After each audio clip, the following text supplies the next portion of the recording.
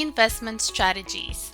There are different ways to integrate a sustainability lens to investment decision-making. In this section, we will go over 7 main strategies that could be used individually or in combination with each other. We will also take a look at trends in applying these strategies. Negative exclusionary screening. Exclusion of certain industries or companies from a portfolio, typically based on ethical or moral criteria. For example, many responsible investing mutual funds exclude tobacco and weapons manufacturers. This strategy continues to be the largest globally, with a combined $19.8 trillion in assets under management.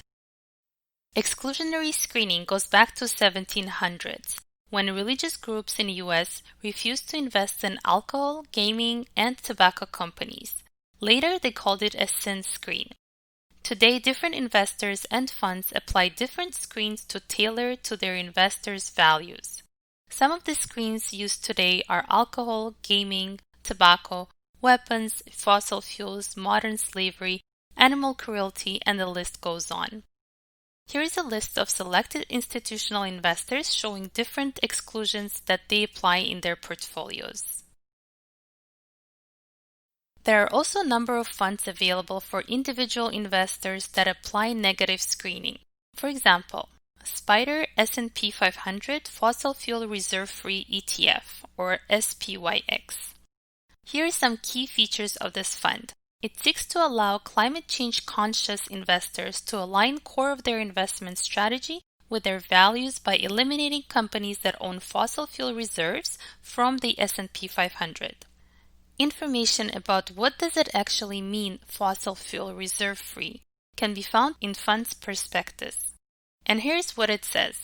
For purposes of the composition of the index, fossil fuel reserves are defined as economically and technically recoverable sources of crude oil, natural gas, and thermal coal, but do not include metallurgical or coking coal, which are used in connection with steel production. This kind of details can provide you with a better idea about the scope of the exclusion. ESG integration. The systematic and explicit inclusion by investment managers of environmental, social, and governance factors into financial analysis. With ESG integration, the portfolio manager combines ESG data together with traditional financial metrics when assessing a company's value. Here's an example of an actively managed fund that uses multiple sustainable investing strategies, including ESG integration. Once again, going through fund's fact sheet and prospectus will allow us to better understand their approach. There is no one way to integrate ESG into investment process, and different fund managers have different levels of rigor, expertise, and approach to it. Rebecca's Sustainable Property Equities.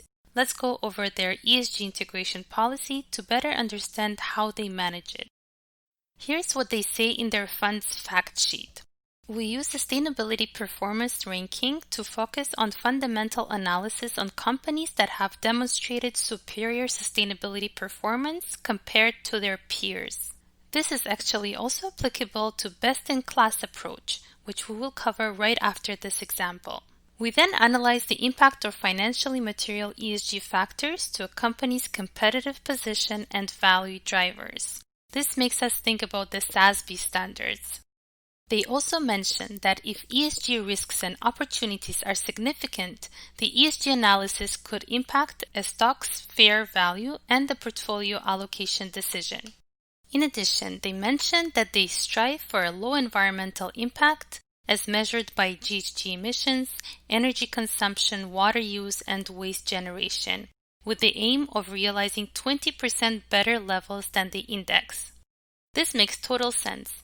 They are in real estate sector. By reducing energy, water consumption, and waste generation, they're actually reducing their costs associated with the properties.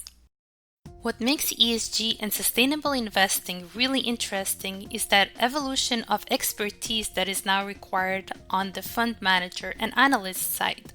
This is why very often ESG-focused fund managers have someone who has engineering or scientific background on the team. Better understanding of engineering, technology, and science allows more integrated and enlightened financial analysis. Positive or best-in-class screening. Inclusion of certain companies into a portfolio based on positive ESG performance compared to their industry peers. There are usually corporate sustainability leaders and laggards in all industries. A positive screening approach would include the sustainability leaders. There are different ways in which this strategy can be implemented. One can consider absolute or relative rating.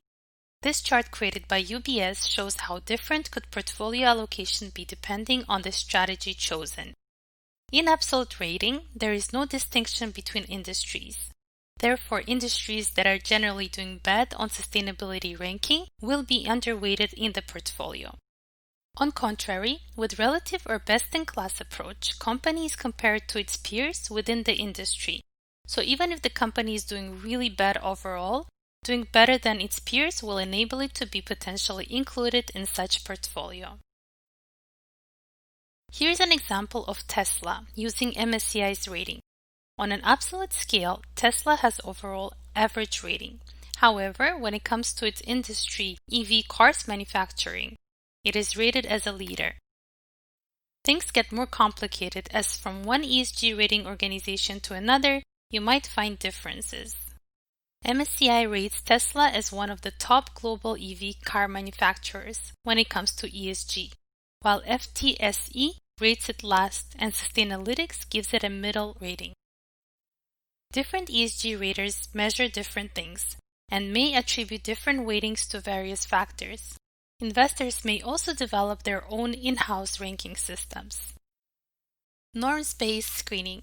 Screening of investments against minimum standards of business practice based on international norms, such as those issued by UN Global Compact Principles, the Universal Declaration of Human Rights, International Labour Organization standards, the UN Convention Against Corruption, and OECD guidelines for multinational enterprises.